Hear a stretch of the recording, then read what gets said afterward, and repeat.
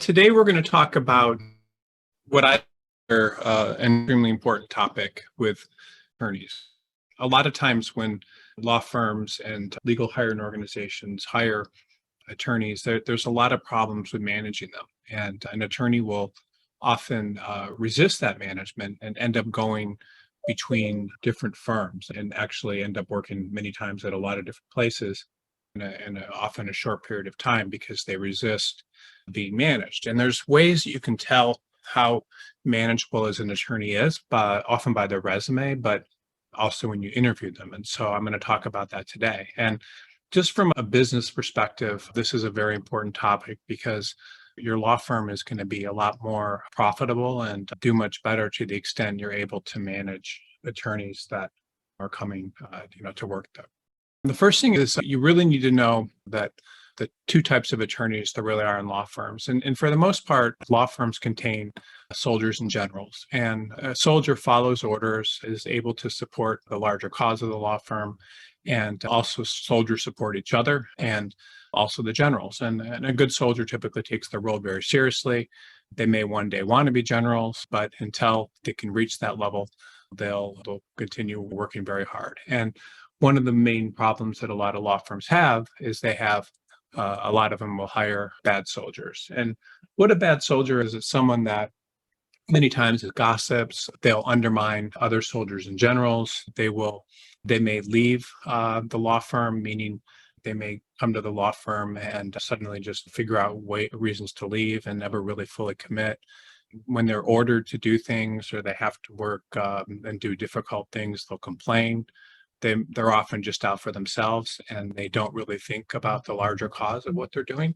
So that can also be problematical. And they really aren't that concerned with improving. They may be very satisfied about their past accomplishments, but when it comes to improving and getting better at their jobs, they're stuck. And they're always considering doing something else or potentially leaving. And that's a problem. And many times a bad soldier will take on the role of a general, even though they may not have a lot of experience, and they may try to do it much sooner than they should. And then you have generals, and generals also need to be loyal. And they're in a law firm, a general could be almost closer to a soldier in many respects, but they also need to be capable of taking orders and supporting the firm. They need to be able to inspire their troops and make the people below them excited about working. They need to keep them busy, occupied, and engaged. They also need to believe in what the employer is doing. They need to be flexible and get along with others. And then they also need to be able to disregard bad news and just keep fighting. And so those are some things that are important for generals. And generals, obviously, in a law firm would be partners. So people that are manageable as a general rule, and these are just some things that I'm going to talk about today, their long-term goal is typically to work for other people. Some people, their long-term goal may be to do something on their own, write a book or be an entrepreneur, start their own law firm. But someone that's manageable, their long-term goal is always to work for other people. They typically want promotion and recognition from groups, and being able to have groups say good things about them is important. And they're motivated a lot of times by other people saying nice things about them. And their motivation certainly comes from within, but they like getting recognition from a group. They typically will talk with a lot of enthusiasm about people above and around them. And ideally, they're motivated by more than money and prestige. So a lot of the very best attorneys that do the best work and even work in the biggest firms are a lot of times not motivated just by money and prestige. They're actually motivated by the quality of the work that they do. And then also they'll typically be very good at leaving politics out of the office. The thing to understand about working for others that I think is important is that in most top law firms, even the head of the firm is working for other people. So everybody in the firm is working for others and within the firm and also outside the firm. And this idea of wanting to work for others is important for people that are manageable. And if you have attorneys that you can see a lot of things on their resume about being entrepreneurs, or they talk a lot about independent things they've done, that many times is a sign that they may not be manageable, because the best attorneys for law firms typically would never really think about having their own firm. And they want the brand of the firm and that they function based on being part of a group and not individuals. And many times they don't even understand business very well. It's funny when you talk to a lot of the best attorneys, out there. A lot of them have no understanding of business. They get paid a lot of money, but they're not really very good business people, and they would prefer to have someone else manage attorneys, staff, and others around them, and help make decisions for them. I've seen a lot of very few attorneys in my career that had experience starting real businesses. But if someone does have a lot of experience running a business, they're going to be interested in making their own rules, and those aren't good people for a law firm. And then many times they also have a lot of self-confidence, and that self-confidence will make them question orders and so forth, and not make them good hires. And there's times when you can actually hire older attorneys that have had their own firms. So a lot of times law firms will hire people that have even had been solo practitioners or had their own firms. And this actually can work at sometimes, but in most of the time it doesn't work. A lot of times those attorneys will keep clients on the side.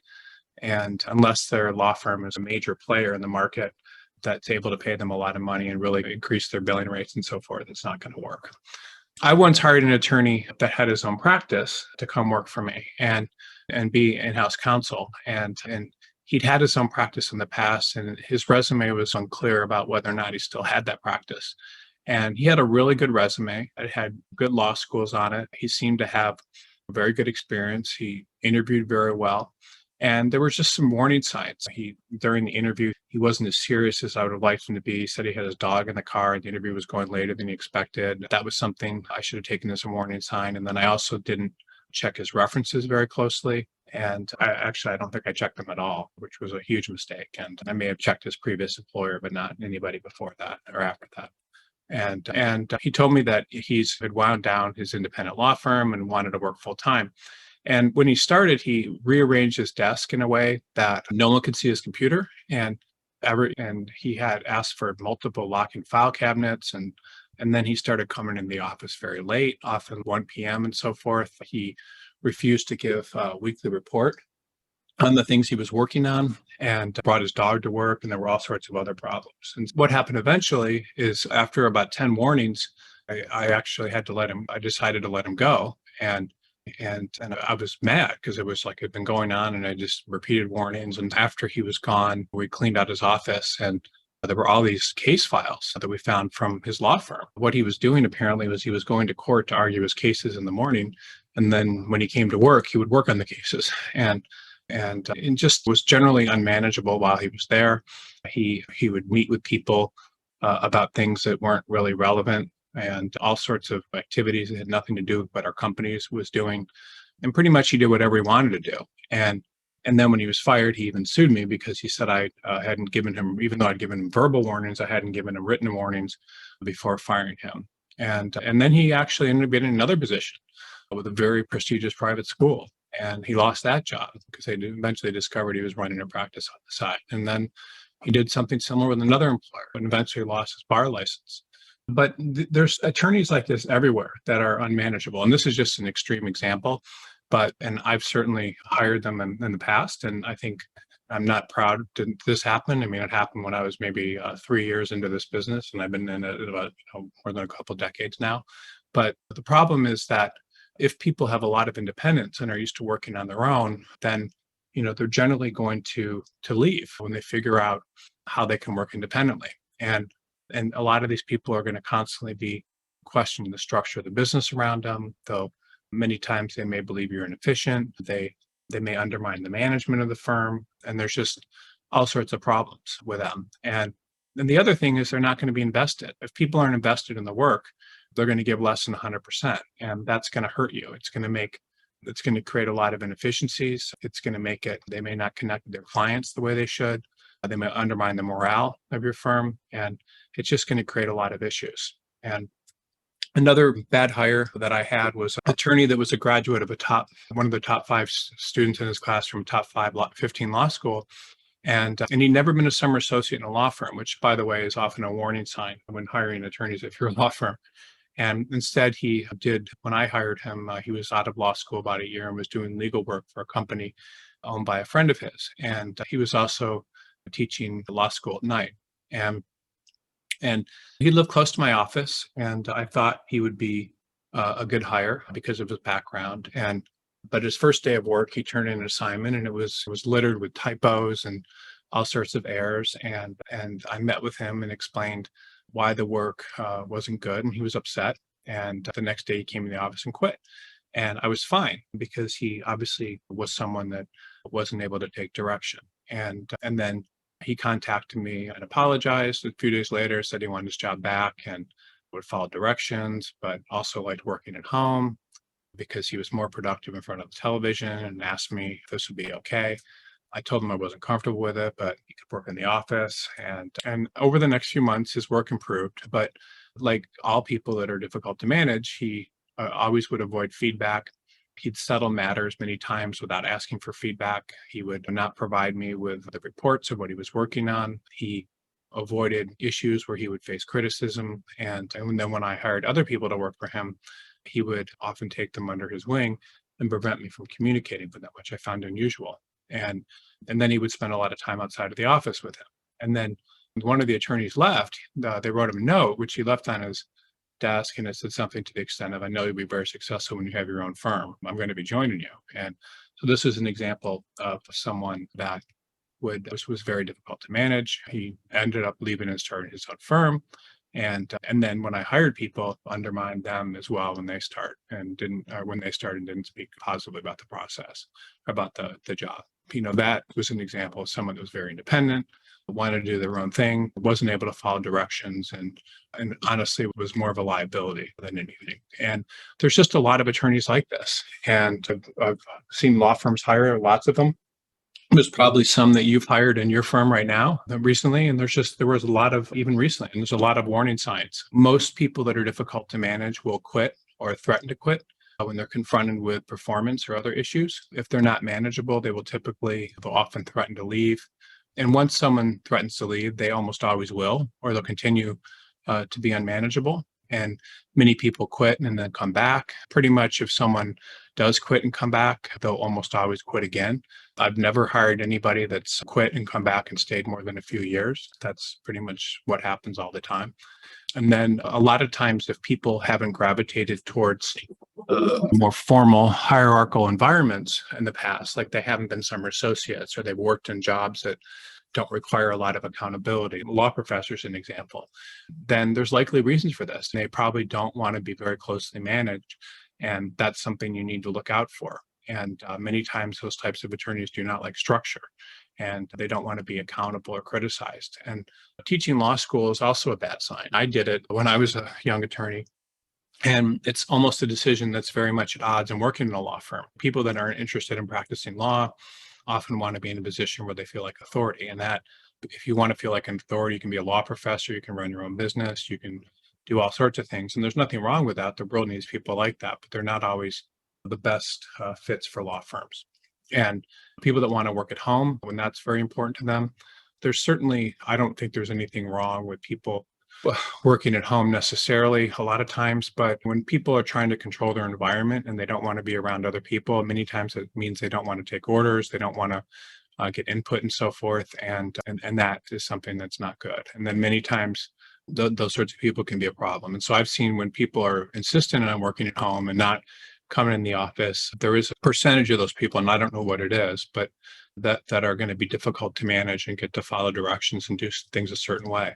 Also, there's people that will resist training and feedback. So if people are resisting training and feedback, they're often protecting their egos. And that means, that they may want to get better, but they're afraid of criticism. And those types of attorneys are often bad hires for law firms. And many young attorneys have this, and many older attorneys have it. So a lot of times young attorneys need to be trained and they'll resist it. And many times older attorneys become very settled in their ways and don't want to change as well. So they can be problematical. Other types of things that happen is people will avoid accountability. When that happens, that's always a problem. That means they won't report on what they're doing. They won't want to update you on what's going on. And so the lack of wanting to be accountable many times just means the person wants to feel independent. Other times, people will make very significant decisions on work matters affecting clients or superiors without asking for feedback. That can mean also a lack of being able to be managed. And if people won't respond to feedback, that's not a good thing. And then also attorneys that interfere with your ability to manage other attorneys are bad. There's people that will undermine superiors, and there's people that will undermine staff and other people and create rumors. And that makes it very difficult for you to manage people. And those sorts of people are also very difficult to manage. And that's a warning sign. And then you also have a lot of times attorneys that will talk very seriously, have concrete and realistic plans to do something else besides practicing law. And those types of attorneys will always leave. And many times you won't have a warning about that either. That's the biggest points. I'll cover a few more here right away, and then I'll take some questions. But in reality, the most manageable attorneys often just want promotion and recognition from the groups they're in. And that's something that's just very important. They depend on recognition of others to succeed. They get excited about things like when you're interviewing them, they'll get excited. They'll talk about their reviews and good things that other people have said about them. Many times they'll mention the reviews and so forth on their resume, and they'll say nice things that people said to them. And that means people that want to have that get excited about that sort of thing, that means that their professional self-worth and so forth is often very related to what other people think of them. And that's good because they want other people to think positively of them. And those sorts of attorneys are manageable. And they may talk about having received the highest bonus or compensation. That's often a good sign. Some of them will talk about having worked the most hours. That's a good sign. People that work very hard and are typically trying to impress other people. People that are trying to impress other people and superiors will be manageable. And people that receive the highest compensation are typically rewarded because they're manageable. And other things that they'll talk about is they may talk about how they were put on the most significant matters, and you can ask them about that, what matters they're working on. And if they're doing, that's a sign that they follow directions. If they're getting promoted very quickly, that's also a sign. Working for the most influential people in their organization or firm is also a sign. Typically, the best attorneys will have the best people working for them, people chosen for various leadership roles and so forth, and put on committees are typically going to be often the best people too, and because they're manageable and follow directions. And if an attorney is not excited about promotion and recognition, and then there's problems. And I've worked with a lot of attorneys before that have had issues getting positions. And many times what happens is the firm, when they're interviewing them, is really picking up that and this management stuff. They may learn that the person doesn't have a lot of hours, and not having a lot of hours is a sign of the work, but many times it's a sign that people just don't like you. People that aren't concerned with promotion and looking for reduced hours and reduced responsibility are often very difficult to manage. And law firms want to hire attorneys that want recognition and want to be the highest performers. And certainly no one needs to be the highest performers. People do have reasons for wanting to work reduced hours and so forth. But as a general rule, the people that are the best are going to be concerned about the recognition from the group. And attorneys that have a difficult time being manageable will very often not talk about their achievement. They'll avoid the topic, and they may talk about other things that they did in the past. And recently it was interesting. I was working with a partner recently that was a candidate for one of my clients, and the law firm interviewed this attorney, I don't know, 6 or 7 times, and just kept bringing this attorney back. And I think that the law firm sensed that there was some problem with her. They didn't understand really what it was, but they kept wanting to talk to her again and again. And finally, the law firm actually asked her for her hours and how much she billed in the previous few years.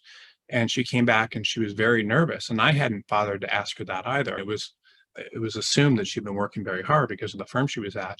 And she hadn't getting a lot of hours. And then after we started talking about that, it became very clear that she was a very difficult person to manage. She started complaining about the people in her firm, the fact that her pay was cut, that she was no longer on certain committees, and other issues. And then it came out that it was difficult for her employer to manage her. And the firm ended up not making her an offer.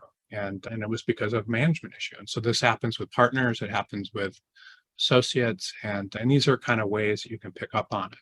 And people that are not manageable, by the way, they can really undermine and prevent growth. And there's all sorts of issues that you always want to be aware of.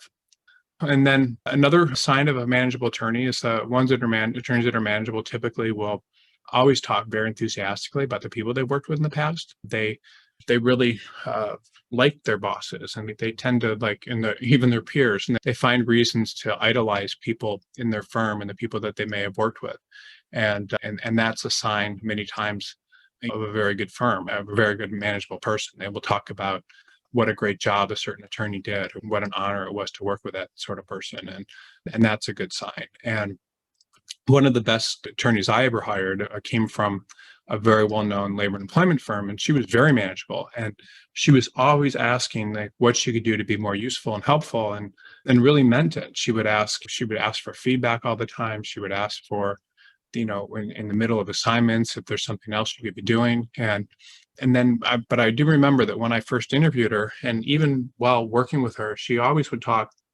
with a lot of enthusiasm about the people she was working with. And she would always speak very nicely about the people she'd worked with in the past and what they taught her. And then she would even talk about the things that I taught her and tell other people what I taught her. And it was almost as if she had a great experience with every supervisor she ever worked with. And that was very interesting to me. She just was very all around enthusiastic, and she did everything she could to be liked and thought of highly, and the opinions of others and so forth were very important to her. And this is a sign of a very good attorney. They tend to be someone that's manageable. They have positive interactions. They think positively the people they work in with, and they fit in well.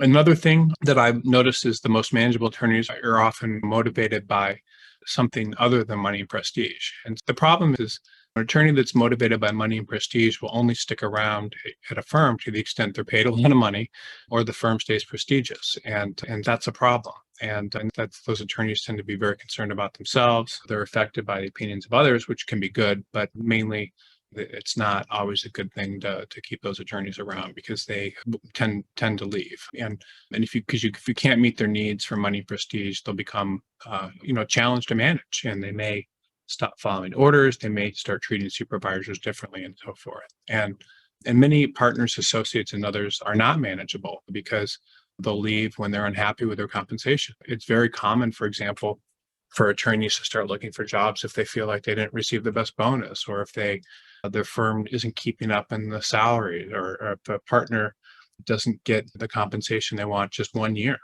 And so people will move every few years, sometimes even, because they're not getting the compensation they want. And when they don't, they can withdraw, and they stop reporting to meetings. They cut down on their hours. They may stop taking various assignments and so forth. And there's nothing wrong with an attorney wanting good compensation, but many use it as a reason to stop cooperating and being manageable. And that's just not a good thing. People that are very concerned with compensation, that's how they measure their value. It may not be based on their contribution or the work that they're doing. And certainly there's nothing wrong with being concerned with compensation, but most very manageable attorneys will do work somewhere because of other things. One thing I explain to like young attorneys all the time is that if you work in a law firm, it's really, as an attorney, it's a long-term prospect. Someone in their mid-20s, theoretically, it's very common for attorneys to work into their 80s and so forth. And the attorney general that was just appointed, I think, is 68. People just work very, very, very a long time.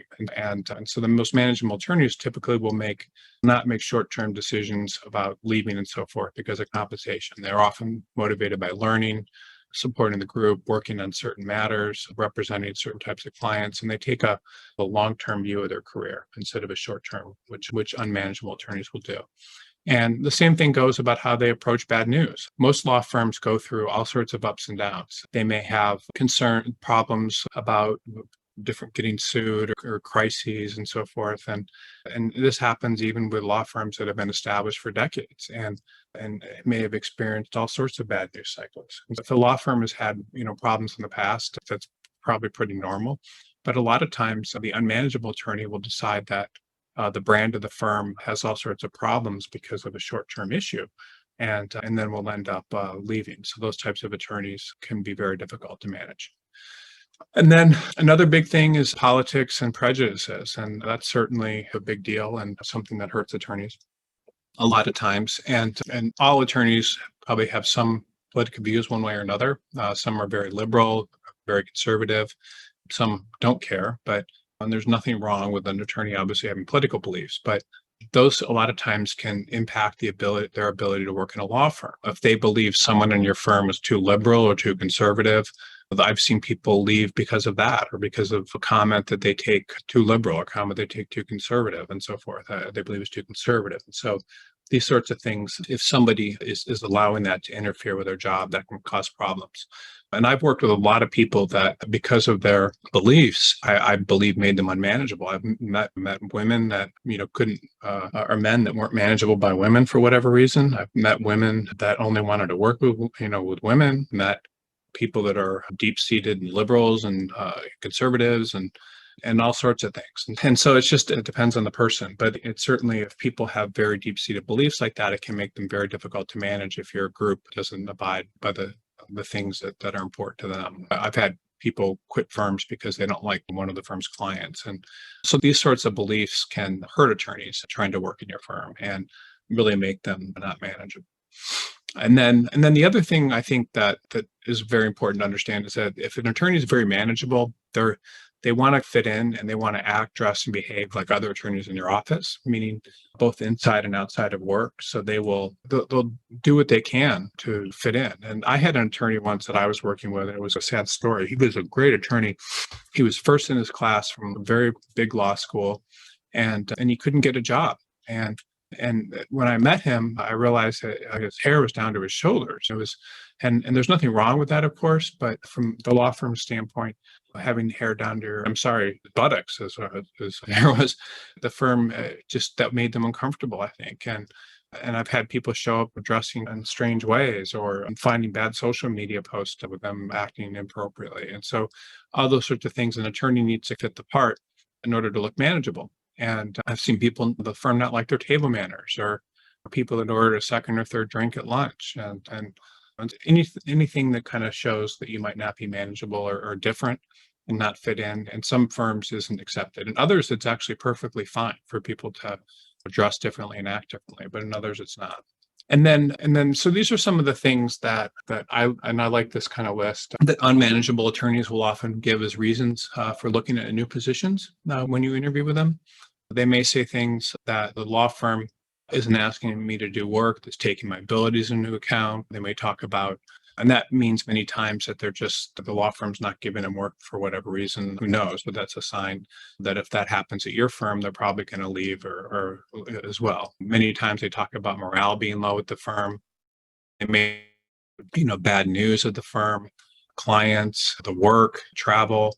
I even saw someone once looking for a job because the law firm changed parking garages. And so instead of having to park right in the building, they had to park across the street. Sometimes people will complain about health insurance. They may complain about having to work in the office, or not being able to do enough pro bono, or the politics, or saying that the law firm is too concerned with hours, or things along those lines, are complaining that only certain types of people are getting ahead in the firm. And those are all issues. And the problem with these sorts of issues is that when people say these things, they're probably going to say them about your firm too. If people are finding things that may sound a little trivial, sometimes salary and bonuses, I believe, are trivial. Being able to work at home more often can be trivial.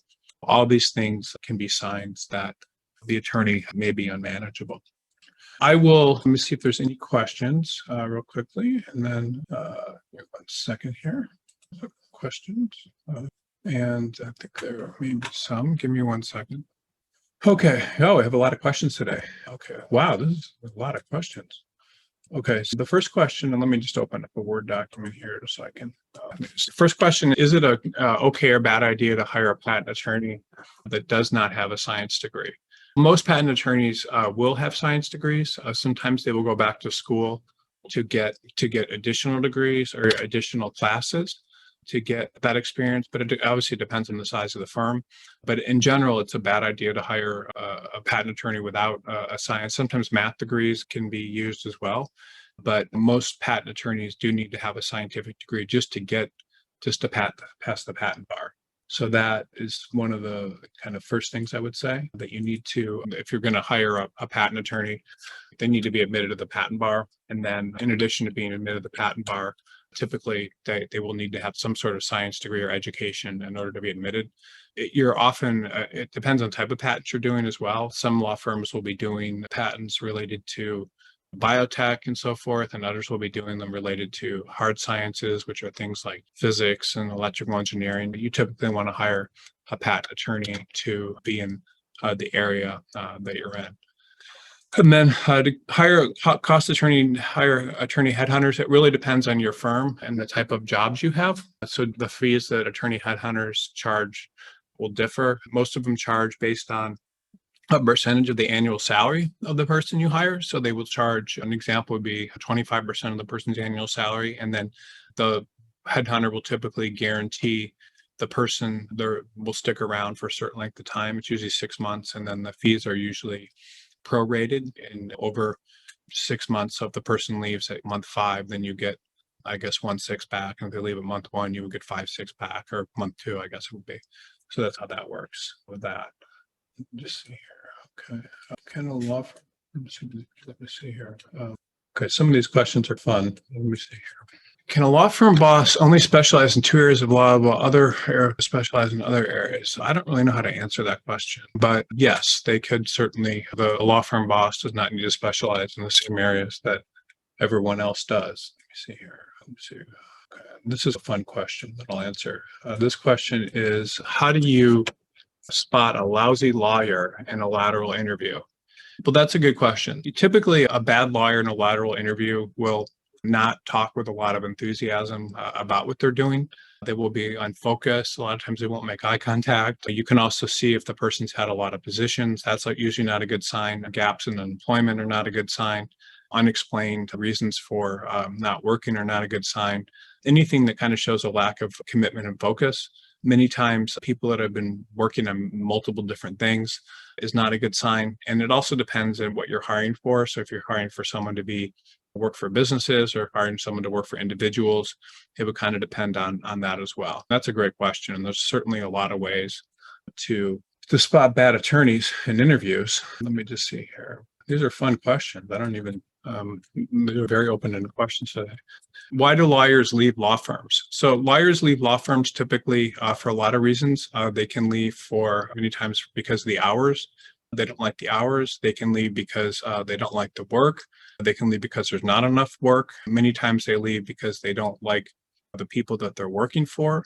Other times they will leave because they want to work in a more prestigious firm, which is very common, or a firm with more opportunity, or where they feel like they can advance. That's important. So there's a lot of reasons that lawyers leave firms. I think there is an article on BCG about this that I've written that talks a lot about why lawyers leave law firms, and gives quite a few reasons. But the main ones, the best lawyers leave law firms because they're trying to advance and trying to get a better job. Other lawyers will leave law firms because they want to work in a firm with fewer hours or more opportunity to work on larger clients. Some cases they want to work on smaller clients, but there's a lot of reasons. Let's see. There. If a law firm staff does not want to return to the office after the pandemic, what can I do? Should they get the chance or the choice? I don't think so. I think that if working in an office is a requirement of your job, you're entitled to have that as a requirement.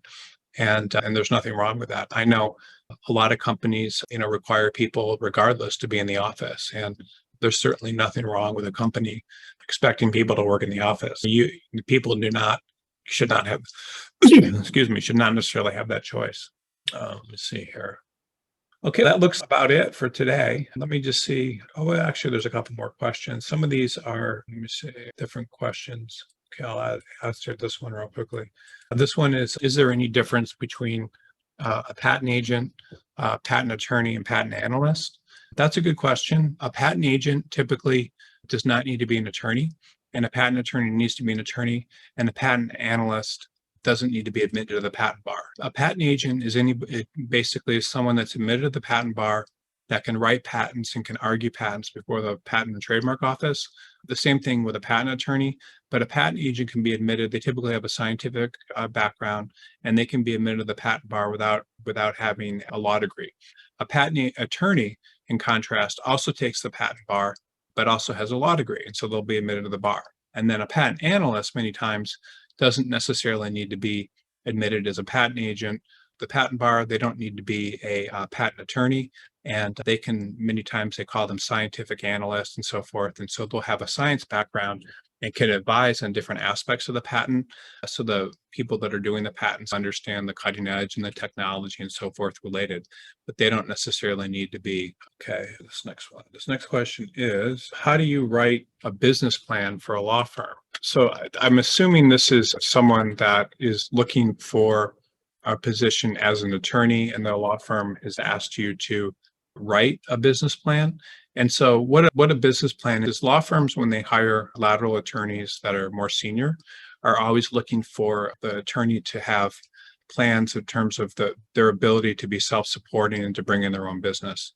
So in order for them to get that information, they typically want a business plan. And so a business plan will talk about different types of contacts you may have in the legal community, things that you've done in the past that are going to potentially enable you to bring in business, clients and other contacts you have that you could bring over to your new position, and that sort of thing. And so if you're able to write a good business plan, then many times the law firm will take a leap of faith and hire you based on the business plan, even if you don't have a large book of business. Other times, even if you have a large book of business, they'll still expect a business plan because they'll want you to be able to bring in more work in the past. So there's a bunch of information about business plans on BCG. Search and look at those, and that can help you. Let me just see here. Okay, this next question, I don't know, this looks like maybe a question from a job seeker, but this question is, what do partners in a law firm argue about most often? And most of the arguments in law firms between partners are about origination credit, meaning who gets credit for bringing in a client,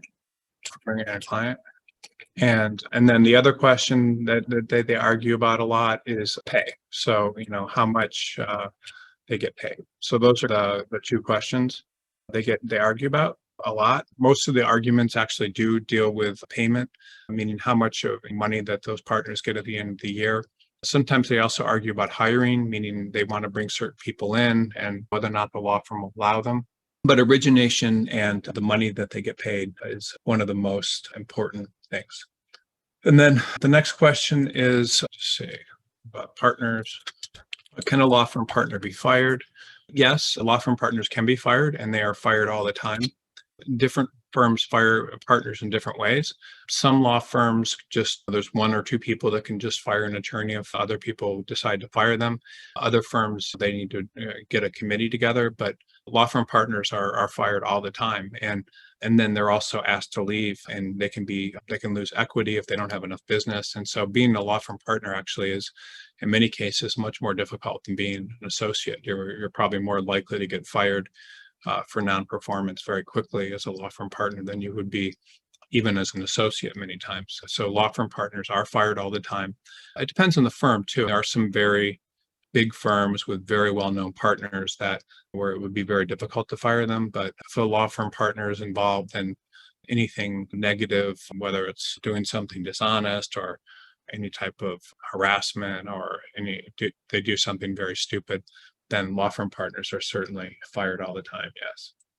Okay, I think those are the questions for today, and thank you. And I'll talk to everyone again next week. Thank you.